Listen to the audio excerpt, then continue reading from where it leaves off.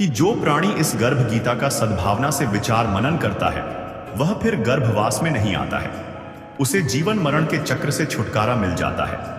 सभी को गर्भ गीता का अनुशीलन अवश्य करना चाहिए। साथ ही यह मान्यता भी है कि जो गर्भवती महिला गर्भ गीता का श्रवण करती है उसका गर्भस्थ शिशु अच्छे संस्कार ग्रहण करता है। जन्म लेने के बाद वह आदर्श जीवन व्यतीत करता है, जिसमें अर्जुन श्री कृष्ण से कई तरह के सवाल करते हैं, जैसे आत्मा जन्म मरण के चक्कर में क्यों घूमती है, मन को कैसे वश में किया जाता है, ईश्वर को कैसे और कौन पा सकते हैं, जिसका उत्तर भगवान बड़े ही सरल शब्दों में देते हैं। श्री कृष्ण द्वारा अर्जुन को प्राणी के जीवन मरण और आत्मा के अबूझ रहस्यों के बारे में जो ज्ञान दिया गया है वही गर्भ गीता कहलाता है। यह ज्ञान आपको और आपके शिशु को जीवन में सही राह चुनने में हमेशा मदद करेगा। भारत की महान संस्कृति सदैव संस्कारों का महत्व बताती है। यहाँ जन्म से लेकर मरण तक मनुष्य के लिए 16 संस्कार बताए हैं। महर्षि चरक के अनुसार संस्कारो ही गुणंतरा धानमुच्यते, अर्थात नए गुणों को जागृत करना संस्कार कहलाता है। संस्कार से मनुष्य पर आशय है मन, बुद्धि, भावनाओं को विकसित करना, व्यक्ति में दैवी गुणों का विकास करना, जो मानव के समग्र विकास के लिए अति आवश्यक है। 16 संस्कारों की श्रृंखला में पहला संस्कार गर्भ धारण के पहले किया जाता था, जिसके माध्यम से संदेश दिया जाता था कि पति पत्नी शारीरिक मानसिक रूप से स्वस्थ है और वे एक शुभ संतान को जन्म देने हेतु योग्य है। अतः आज भी ध्यान रखना चाहिए कि बस भाववश में आकर नहीं, गर्भ धारण से पूर्व भावी माता पिता पूर्ण रूप से तैयार हो तभी गर्भ धारण करें। उसी समय से शुभ संतान हेतु प्रार्थना प्रारंभ कर देनी चाहिए। पूरी गर्भावस्था में भी माता विशेष ध्यान रखे, गर्भस्थ प्रसन्नचित बने, जागृत बने, बहुत मेधावी बने। इसके लिए रोज गर्भ संवाद द्वारा श्री कृष्ण के इन विचारों को रोज सुनना चाहिए। तो दोस्तों, वीडियो को पूरा सुनने से पहले वीडियो को लाइक करके कमेंट में जय श्री कृष्णा राधे राधे लिखना ना भूलें। गर्भ गीता के फायदे। जो जातक गर्भ गीता का पाठ करता है उसे गर्भवास से छुटकारा मिलता है। गर्भ गीता पढ़ने से जातक को जीवन मरण के चक्र से मुक्ति मिलती है। गर्भ गीता का पाठ करने से मनुष्य को संपूर्ण जीवन का सार समझ में आ जाता है। गर्भ गीता का पाठ करने से मनुष्य को भगवान के श्री चरणों में स्थान मिलता है। गर्भ गीता गीता का ही एक पाठ है। उस पाठ को अगर गर्भवती महिला सुनती है तो अच्छे तथा संस्कारी संतान की प्राप्ति होती है। गर्भ गीता का पाठ करना या सुनना गर्भवती महिला के लिए अति उत्तम माना जाता है। हर एक गर्भवती महिला को गर्भ गीता का पाठ अवश्य करना चाहिए। इससे आपका संतान अच्छे विचारों वाला बनेगा। अर्जुन उवाच, हे कृष्ण, गर्भ में जानवर का क्या दोष है? पैदा होने के बाद उन्होंने विभिन्न बीमारियों का अनुबंध किया, तब मृत्यु होती है। कौन सी क्रिया व्यक्ति को जन्म और मृत्यु के चक्र से मुक्त करती है? कृष्ण ने कहा, हे अर्जुन, ये लोग अंधे और अज्ञानी हैं। ये दुनिया के प्यार और मोह में शामिल हैं। यह विचार कि मुझे यह पदार्थ मिला है और मैं इसे प्राप्त करूंगा, उसके मन से दूर नहीं होता। 8 बजे वह माया की आस में बैठ गया। इस कारण वह बार बार जन्म लेता है और मर जाता है। वह भ्रूण विषाक्तता से पीड़ित है। यह सब सुनकर अर्जुन के मन में एक प्रश्न उठा और उसने कृष्ण से पूछा कि यह मन अपने आप दौड़ता हुआ हाथी जैसा है। प्यास की शक्ति। यह मन 5 इंद्रियों के अधीन है, काम, क्रोध, लोभ, मोह और अहंकार। अहंकार इन 5 में सबसे प्रबल है। यदि हां, तो मन को कैसे नियंत्रित किया जा सकता है? कृष्ण ने कहा, यह मन हाथी के समान होना चाहिए। प्यास की शक्ति। मन 5 इंद्रियों के वश में है। अभिमान इन सब में श्रेष्ठ है।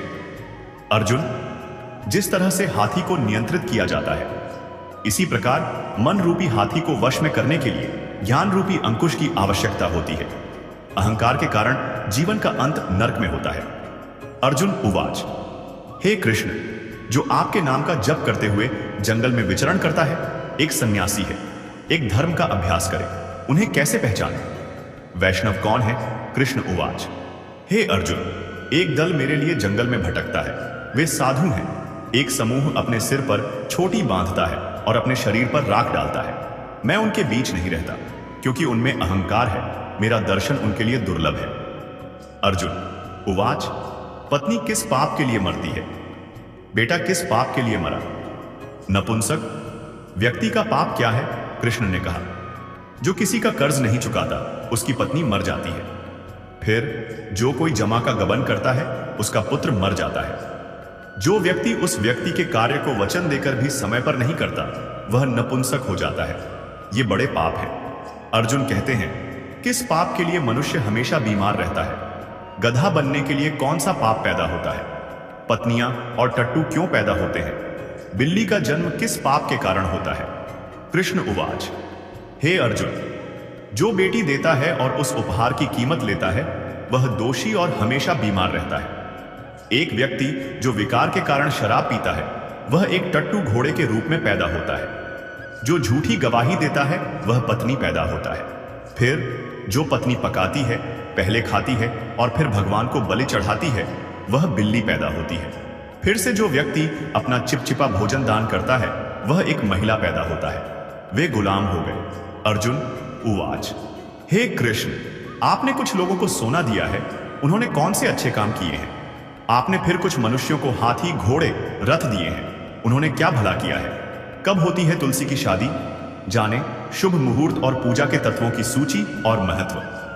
कृष्ण उवाच अर्जुन, सोना दान करने वालों को घोड़े और वाहन मिलते हैं। अगर वह भगवान के लिए एक बेटी देता है तो वह एक आदमी पैदा होता है। तब अर्जुन ने पूछा, भिन्न शरीर वाले मनुष्य कौन सा पुण्य करते हैं? कुछ लोगों के घर में संपत्ति होती है, कुछ लोग विद्वान होते हैं, उन्होंने कोई पुण्य किया है? कृष्ण उवाच अर्जुन, जिन लोगों ने अन्न दान किया है उनका रूप सुंदर है। जिन्होंने पढ़ाया है वे विद्वान हैं, संतों की सेवा करने वाले पुत्र हैं। अर्जुन उवाच हे कृष्ण, किस धर्म के कारण यह राज्य प्राप्त किया जा सकता है? फिर यदि आप किसी धर्म का पालन करते हैं तो आप ज्ञान प्राप्त कर सकते हैं। कृष्ण ने कहा कि जो व्यक्ति निस्वार्थ भक्ति से तपस्या करते हुए काशी में मर जाता है वह राजा के रूप में जन्म लेता है। फिर जो गुरु की सेवा करते हैं वे विद्वान बन जाते हैं। अर्जुन उवाच बिना मेहनत के किसी को अचानक धन मिल जाता है, उन्होंने क्या भला किया है? कृष्ण उवाच जिन लोगों ने गुप्त रूप से दान किया है उन्हें अचानक धन की प्राप्ति होती है। फिर जिन्होंने परमेश्वर का और दूसरों का काम किया है वे रोग से मुक्त हैं। अर्जुन ने कहा, यदि कोई व्यक्ति कोई पाप करता है तो वह गूंगा और गूंगा हो जाता है। कृष्णा उवाच नीची जाति की पत्नी के साथ जाने वाले पुरुष अम्ली होते हैं। जो सीखकर गुरु से विमुख हो जाते हैं वे गूंगे हो जाते हैं। गाय के मारे जाने पर व्यक्ति कोढ़ी हो जाता है। अर्जुन उवाच किस पाप के कारण मनुष्य का रक्त खराब होता है? लोग गरीब क्यों हैं? कोई हवा का टुकड़ा है, कोई अंधा है, कोई फिर से लंगड़ा है, उन्होंने क्या पाप किया है? फिर उन पत्नियों का क्या पाप जो बाल विधवा हो गई? कृष्ण ने कहा, जो लोग हमेशा क्रोधित रहते हैं उनका रक्त विकार होता है। जो लोग गंदे रहते हैं वे हमेशा गरीब होते हैं। यदि आप कुब्ज करने वाले ब्राह्मण को भिक्षा देते हैं तो उनका टुकड़ा हवा हो जाता है। जो लोग किसी विदेशी स्त्री को नग्न देखते हैं और फिर गुरु की पत्नी को बुरी नजर से देखते हैं वे अंधे हो जाते हैं। जब गुरु और ब्राह्मण को लात मारी जाती है तो वे लंगड़े और अपंग हो जाते हैं। एक महिला जो अपने पति को छोड़कर अपने पति के साथ रहती है बाल विधवा हो जाती है। अर्जुन उवाच हे कृष्ण, तुम्हारे बाद ब्रह्मा, नमस्कार। मैं तुम्हें अपना रिश्तेदार समझता था लेकिन अब मैं तुम्हें भगवान के रूप में जानता हूं। हे परब्रह्म, कैसी है गुरु दीक्षा, कृपया मुझे बताओ। कृष्ण उवाच आप धन्य हैं, आपके माता पिता भी धन्य हैं। आप जैसा बेटा किसके पास है? हे अर्जुन, समस्त लोकों के गुरु जगन्नाथ, विद्या के गुरु काशी हैं और 4 वर्गों के गुरु सन्यासी हैं। जिन्होंने सब कुछ त्याग कर मेरे विषय पर ध्यान केंद्रित किया है वे ब्राह्मण जगत गुरु हैं। हे अर्जुन, ध्यान से सुनो। किस प्रकार का गुरु संपर्क में होना चाहिए? जिसने सभी इंद्रियों को जीत लिया है, जो दुनिया को दिव्य समझता है, जो पूरी दुनिया के प्रति उदासीन है। एक ऐसे गुरु के साथ रहना चाहिए जो ईश्वर को जानता हो और उस गुरु की विभिन्न तरीकों से पूजा करता हो। हे अर्जुन, जो गुरु भक्त हैं और जो गुरु के सामने जप करते हैं वे भजन करने में सफल होते हैं। जो लोग गुरु से विमुख होते हैं उन्हें 7 गुना पाप लगता है। गुरु विरोधी जानवर देखने लायक नहीं है। बिना गुरु के रहने वाला गृहस्थ चांडाल के समान होता है। जिस प्रकार शराब के भंडार में गंगा जल अशुद्ध होता है, उसी प्रकार गुरु से विमुख रहने वाले का भजन सदैव अशुद्ध रहता है। उनके हाथ में भोजन को देवता भी स्वीकार नहीं करते। उसकी सारी हरकतें बेकार हैं। सूअर, गधे, कौवे, ये सभी योनियाएं बहुत निम्न गुणवत्ता की होती हैं। इन सब की तुलना में वे मनुष्य निम्न कोटि के होते हैं जो गुरु से विमुख हो जाते हैं। गुरु के बिना गति नहीं है, उन्हें नरक में जाना होगा। गुरु दीक्षा के बिना सभी प्राणियों के सभी कार्य व्यर्थ हैं। हे अर्जुन, जैसे चारों जातियां मेरी भक्ति के पात्र हैं, वैसे ही गुरु भी भक्ति के पात्र हैं। जिस प्रकार नदियों में गंगा सर्वश्रेष्ठ है, उसी प्रकार एकादशी व्रत सर्वश्रेष्ठ व्रत है। ऐसे में अच्छे कर्मों में गुरु की सेवा बेहतर होती है। गुरु दीक्षा के बिना पशु योनि प्राप्त करता है। यह 64 योनियों से होकर गुजरती है। अर्जुन उवाच, गुरु दीक्षा क्या है? कृष्ण ने कहा, धन्य है उसका जन्म जिसने यह प्रश्न पूछा है। तुम सौभाग्यशाली हो। गुरु दीक्षा 2 अक्षर की होती है। हरि ओम, यह चरित्र गुरु कहते हैं। इन चारों अक्षरों को अपनाना उत्तम है। हे अर्जुन, जो गुरु की सेवा करता है वह मुझ पर कृपा करता है। उसे 64 योनियों से मुक्त किया गया था। जन्म मरण से मुक्त होकर नरक नहीं भोगता। जो गुरु की सेवा नहीं करता वह 3.5 करोड़ वर्ष नरक भोगता है। यदि कोई गुरु की सेवा करता है तो उसे 1 से अधिक अश्वमेध यज्ञ के समान फल प्राप्त होता है। गुरु सेवाई मेरी सेवा है। हे अर्जुन, जो जानवर आपके और मेरे बीच की बातचीत को सुनते या पढ़ते हैं, वे गर्भ के दर्द और 74 योनियों से मुक्त हो जाएंगे। प्रसंग है कि साधु, गृहस्थ, इंजीनियर, अध्यापक, डॉक्टर, वकील, राजनेता, वैज्ञानिक, ये सभी बच्चे के रूप में अपनी माता से ही जन्म लेते हैं और उन्हीं की गोद में संस्कार पाते हैं। अतः यदि माताएं शुद्ध संस्कारी होंगी तो बच्चे भी शुद्ध संस्कार प्राप्त करते हुए बड़े होंगे। पत्नी का काम है कि वह विवेक पूर्वक घर परिवार को चलाए। इस प्रकार परिवार सुधार के संदर्भ में स्त्रियों का बहुत बड़ा दायित्व है, इसलिए उनका आदर आवश्यक है। आदर तो एक छोटे सदस्य का भी होना चाहिए। फिर गृहिणी, जन्मदात्री और संस्कारदात्री का आदर करना अत्यंत आवश्यक है।